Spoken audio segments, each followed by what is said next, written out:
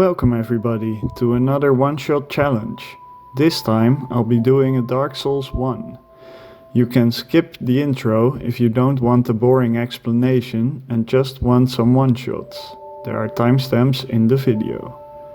I'm playing the remastered version of Dark Souls 1. I was surprised to learn that the deprived class isn't soul level 1 but soul level 6. The only starting class that starts as soul level 1 is the Pyromancer.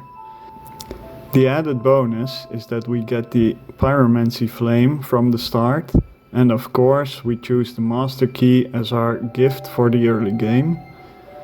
I want to be honest from the start, I will be using a few cheats. The cheats I'm using is saved states and cheat engine.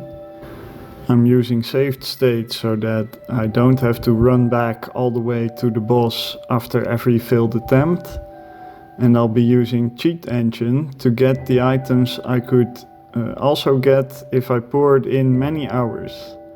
For example, souls. I won't be using souls to level up at all, but it is useful for upgrading weapons, including the Pyromancy Flame, which requires a lot of souls. I've only captured the one-shots and not the setup. After I had finished this challenge, I made a roadmap for others to follow. I didn't do it as efficiently as stated here, but it just shows that after killing 5 bosses you can unlock all the upgrades that you need. For a full explanation of the setup you can skip to the end using the timestamps, but for now please enjoy the one-shots. Alright, time for the first boss. I'm using these skeletons to get below 20% health. That will activate my red tearstone ring. When below 20% health, I'll get a 50% damage boost. I'm also going to use Power Within, which drains my health but adds 40% to my damage.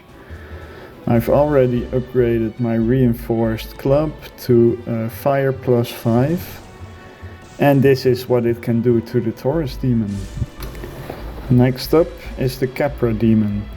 It has 2 annoying dogs. You just need to get lucky to survive them and be in red tearstone range.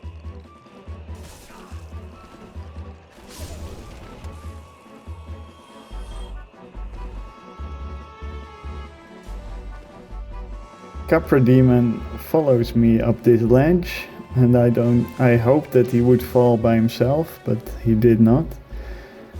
Using Power Within.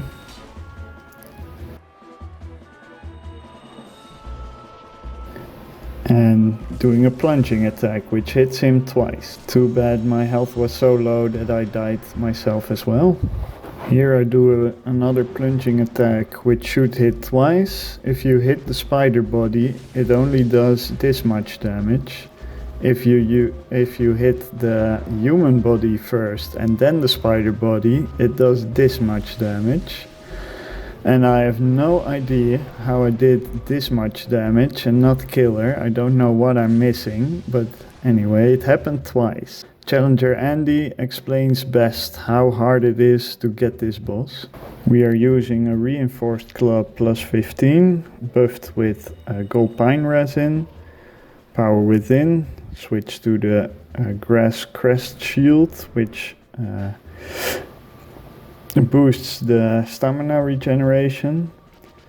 Then we bait an attack so we can do a roar. This drains all of our stamina, that's why the shield. Then we bait out another attack so she stands still, and then we hit the human body twice and kill her.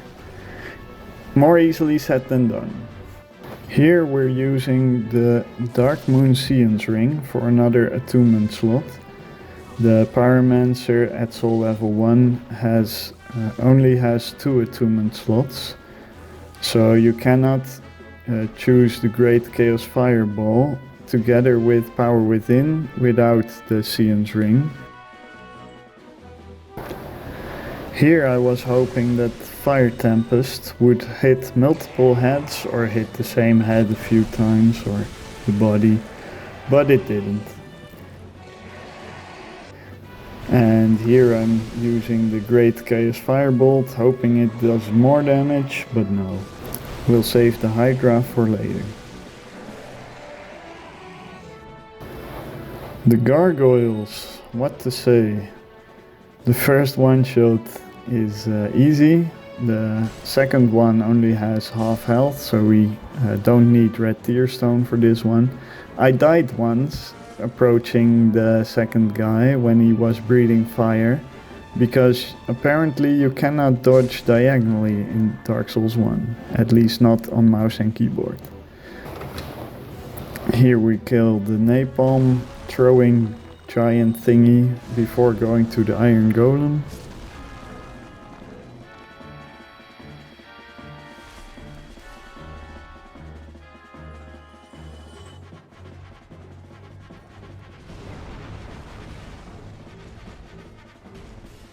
And we just as easily killed the Iron Golem.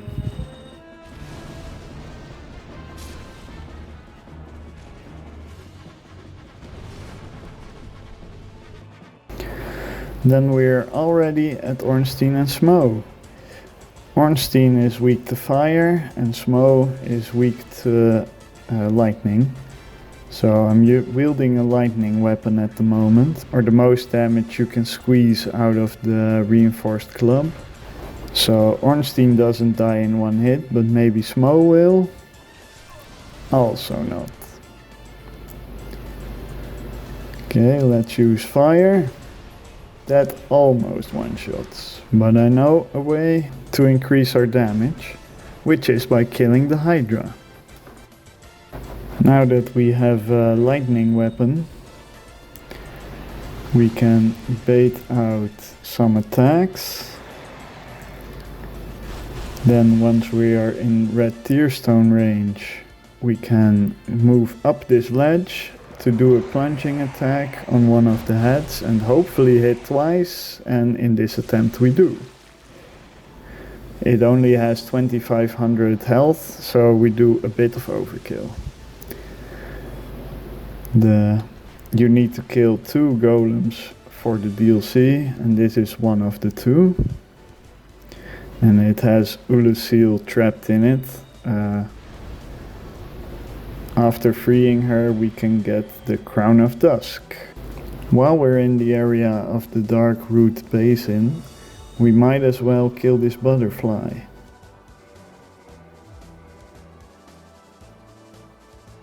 You actually cannot hit her while she's flying towards the beginning. You can see a small pause in her frames, and that's when she's vulnerable, so that's why I wait so long. And now for Sif, which is also in this area. Luckily we one-shot him, so he did not have to suffer and limp.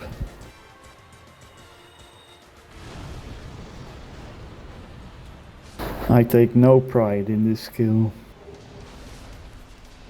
I'm trying to do something different than Titus Actual.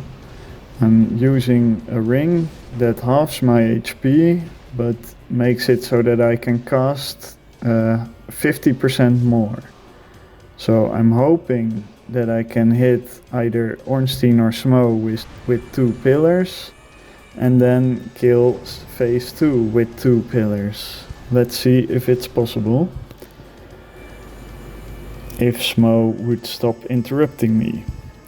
Getting in Red Tearstone range in this setup is quite hard, because you have half of your HP, but you need to be below 20% of that. So actually you need to be in 10% health range.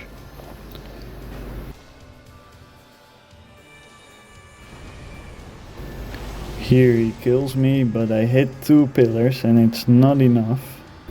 I eventually switched to the tactic that Titus Actual used. And for that I'll need the Dark Moon Seance ring again to set up. I'm able to equip 3 spells: Fire Tempest, Fireball and Power Within. And The last one should be Power Within, so that when you switch, you can use the 2 spells while you have Power Within active. Ladyboy Gwyndolin is next. Here the same principle with the Seance Ring as with Ornstein and Smough, but demonstrated this time instead of off camera.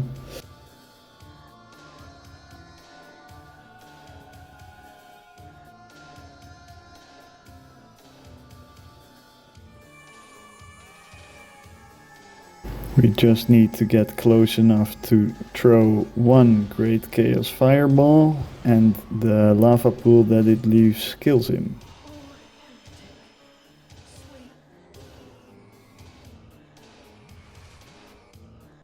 I was lucky enough that I didn't die of fall damage here. Throw 1 Great Chaos Fireball and roll around like crazy as to not die by one of the clones and suffer the embarrassment of dying to Pinwheel. I got the Mask of the Child, if anyone was interested in that. Creepy. Watch out for the fall damage again when facing Nito. I went in ahead of time with the Divine Club to make sure that I don't have to deal with his minions. Here we go and roll the grave of someone's sister's clothes, and that enrages the Ceaseless Discharge. Wait around at this pillar till he finally makes his way and jumps. Then run under his arm, jump up this ledge and jump on his arm. He only needs 5 hits to fall, and when jumping on him we deal 5 hits. Here I dodge his first attack, then wait for him to do his second attack and dodge that as well, and start the cast, and what the hell hit me? Okay, let's do that again. Dodge the first one, wait for the second one, come on, do the second one, okay, stay just out of range and cast Fire Tempest, which the Firesage is not immune to, luckily. You know who is immune to fire? It's the Centipede Demon. I go in with full giant armor +5, upgraded to +5, dodge his long arm attacks until he gets close. Once he starts jumping, you can block these attacks. And then it might be a few jumps before he does his grab attack. But all you gotta do is heal up when you have the chance and dodge and not be a noob like me and get hit here. Then stand in this corner, patiently waiting until he does his grab attack. It can take a while, as you can see.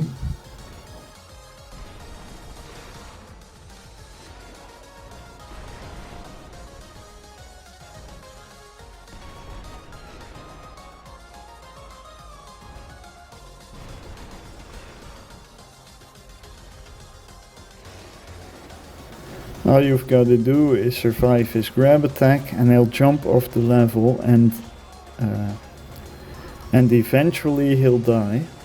I didn't have the correct rings equipped, so this time I am in full giant armor level 5 with a shield, doesn't matter which one, and the steel ring of protection and the flame stone plate ring for fire resistance. Both rings can be found in Sense Fortress.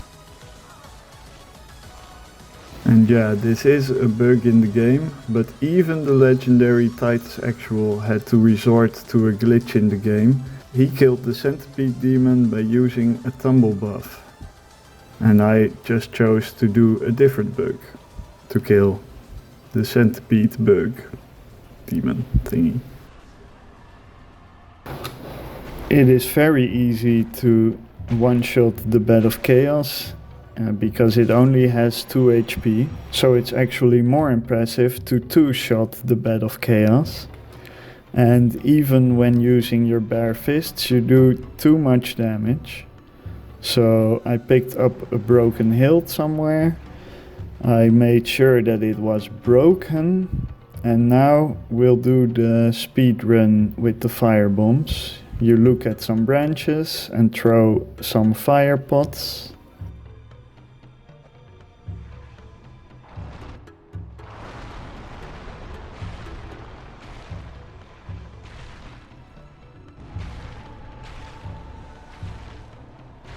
With a broken straight sword hilt, you only do 1 damage at a time, so it's possible to 2-shot the Bed of Chaos. As a reward, I get something shoved in my backside.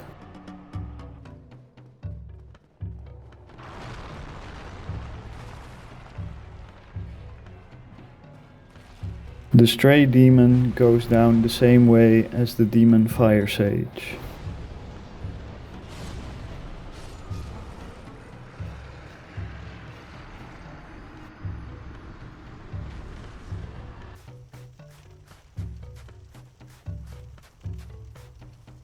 The undead dragon in the painted world is not an actual boss, but a mini-boss, and since we're able to one-shot it, we will.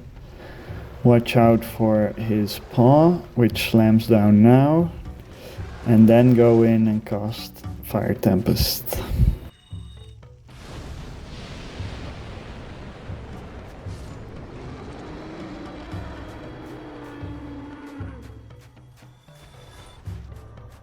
Next up is Priscilla. She might corrupt your save file, so if you're not on computer and saving states like I am, I don't recommend doing this. I don't know what specifically gets corrupted, but I do this take and I reload a save file so she is alive in the end.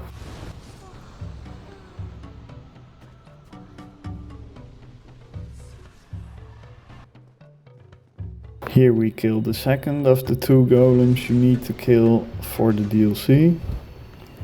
And here is another enemy with only 2 health.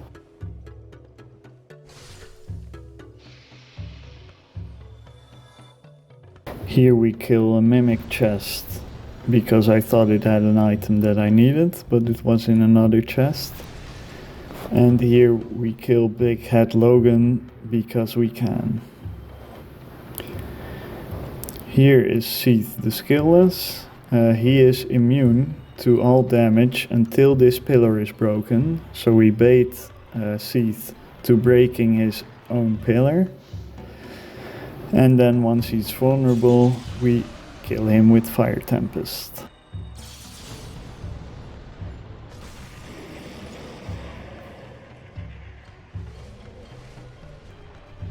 The Gaping Dragon is fairly easy, just watch out when he walks like this. His hitbox is pretty strange, and after he stands still, you can safely do a Fire Tempest.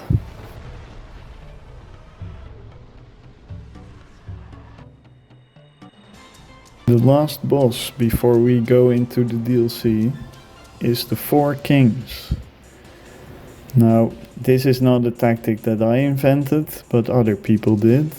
My bloodstain is in place where the second king will spawn. And right before he spawns, we go in with Fire Surge and blast down the first king. You can hit the ground after the first king is dead to do a little bit more damage, and then switch over to the second king. And together it should be enough. On this attempt though, I missed the ground and I switched to the second king very late. But still, pretty close.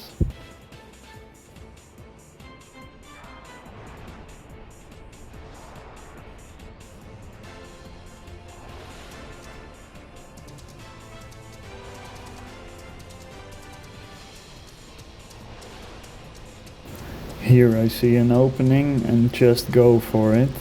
And just to show you how hard it is to hit the ground after the first guy dies, and then the second guy, but I went in way too early, but it was just to show you how hard it is to hit the ground.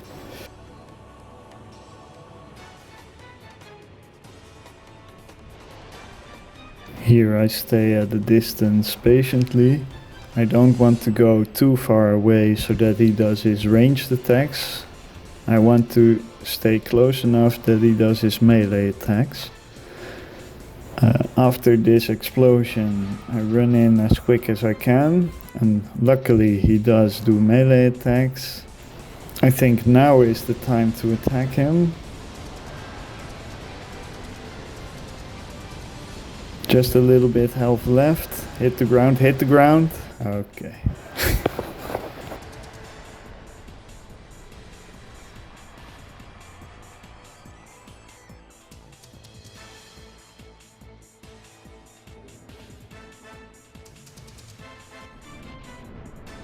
Now it's time for the DLC. It's hard to find an opening on this boss, unless his AI somehow glitches and he starts running around you for no reason. Then it's quite easy. Hey, a win is a win.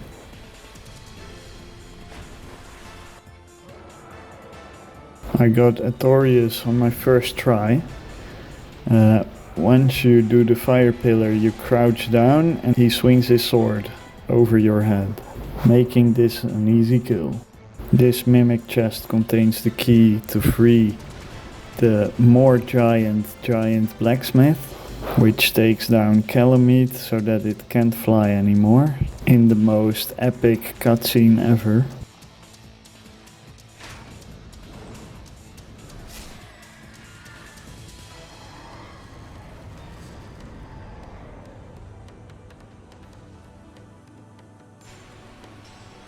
We go down the stairs, wait until we see Kalameet, use power within, and then hope we can find an opening before we die of power within.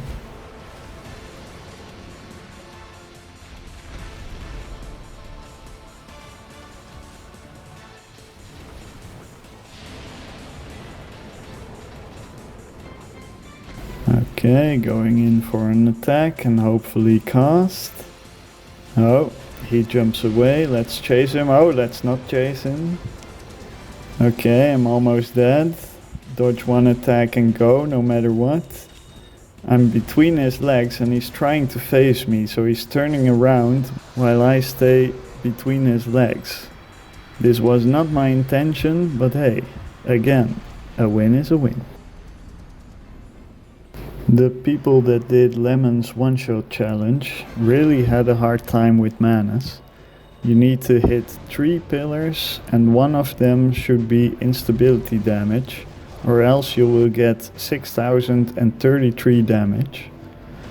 I also figured out that if he does his front leap attack, you don't get hit and it counts as instability damage. That smells like opportunity. I dodge an attack, I cast, but he has jumped already, so the first one isn't instability damage. But then he jumps again. I am killed in the process, but once more a win is a win. Manus took me only 19 minutes of trying, but Quelaag was a lot harder. That took me days to complete. The final boss is Gwyn, Lord of Cinder, which has a big flame sword, so of course he has high resistance to lightning. Okay. It's an unwritten rule that you should end every challenge run with a parry kill. Unfortunately, I can't one-shot him, not even with a fire or magic weapon. We use the same tactic as with Artorias. Wait until he runs up to you, then start casting and hope that he does the correct leap attack. One kills you and the other one goes over your head. Thank you all so much for watching. Special thanks to Titus Actual, who to my knowledge is the first person to one-shot all bosses in Dark Souls with Soul level 1. And also a big thanks to Lemon, who revived the one-shot challenge in Dark Souls, and Challenger Andy for following in the footsteps of Titus Actual by also doing this challenge of Lemon on Soul level 1. Now before we end the video, we need to do one more one-shot, and that is to the Asylum Demon.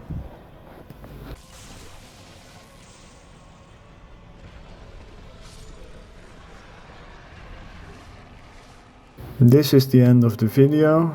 I'll just try and explain the roadmap a little bit for anyone who's crazy enough to try this at home. So from Firelink Shrine you should go to Undead Burg and go to the Undead Male Merchant and buy 3 reinforced gloves. One will be the Fire +5, the other one the normal +15, and the last one your Lightning +5. You can buy more reinforced gloves, for instance for the Divine Club, for killing the skeletons and fighting Nito, but it's not a requirement. Do pick up the 3 gold pine resins and only use it for Quelaag. Just to make your life a little bit easier, upgrade the reinforced club to +5. Go to Blighttown to get power within and farm giant leeches until you have enough upgrade material or use cheat engine. The road to Famos is not so hard, but getting out of the catacombs is quite hard.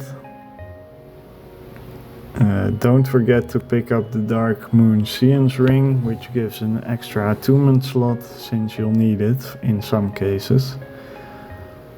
After that, go and pick up the Red Tearstone ring in the Valley of Drakes. In the Valley of Drakes you can farm 80 dragon scales, or, I don't know, use cheat engine maybe. You do need to kill the Capra Demon to get access to the depths, where you can pick up the Large Ember and free Laurentius, and he'll go to Firelink Shrine and you can upgrade your Pyromancy Flame with him all the way to +15. After that you can go to the New Londo Ruins. Ingward is the guy in red on the rooftop, and usually he'll give you the key once you have the soul vessel, but you can also choose to kill him now and get the key early. And with the key you can drain New Londo Ruins and pick up the very large ember. You can farm 14 Titanite chunks and 2 Titanite slabs for all the upgrades that you need from the Dark Raids, but the drop rate is very low, so you could also use cheat engine. Upgrade the reinforced club to +15 and the other one to +10 at Andre, because once you go to Anor Londo to try and upgrade to Lightning +5, you do need that +10, and the Giant Blacksmith cannot do that for you. Also, while you're here, buy the Crest of Artorias. Now that you're in the area, you can go to the Darkroot Forest, which is a small ways away, and pick up the Grass Crest Shield, which boosts your stamina regeneration. This shield is very nice in combination with the Dragon Torso stone, because that roar drains all of your stamina and you need a little bit of stamina back before you can start running and doing a jump after running. So it's very nice to have it when fighting against Quelaag. Go down to Blighttown and upgrade your Pyromancy Flame to Ascended +5 with Quelana. And Quelana will only spawn once your Pyromancy Flame is +10 or higher. That's why you need Laurentius first. Once you've bought all of her spells, you can kill her and gain Fire Tempest, which is the spell that I've used for most bosses. You can go and offer the 80 dragon scales that you farmed or cheated in to to the path of the Dragon Covenant. While your bond is at +3 at this covenant, the Dragon Torso Stone buff is 35%, and I think if you don't do it, it's 25% or something like that. But you'll need all of the damage when fighting Chaos Witch Quelaag. Be prepared that this is partially skill, but also partially luck. Once you've defeated Quelaag, you can optionally join the Chaos Servant Covenant by offering 30 humanity. From this you'll get the Great Chaos Fireball and the Chaos Storm, which the last one I don't use. Once you do leave the path of the Dragon Covenant, if you want to rejoin later, you'll need 60 dragon scales, but if you use Cheat Engine for this, it's not a big deal.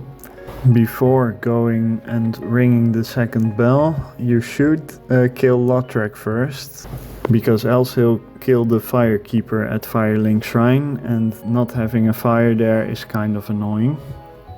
After ringing the 2 bells, you can go to Sen's Fortress, where you can pick up the Ring of Steel Protection and the Flame Stone Plate ring, which you'll need for the Centipede Demon. After that, you'll face the Iron Golem and be able to go to Anorlondo.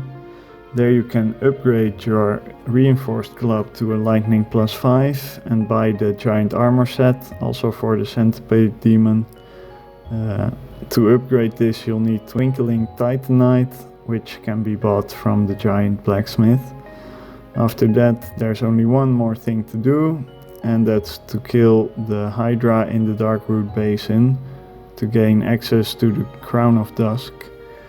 After this, you'll have everything you'll need to defeat all of the other bosses. Good luck and have fun.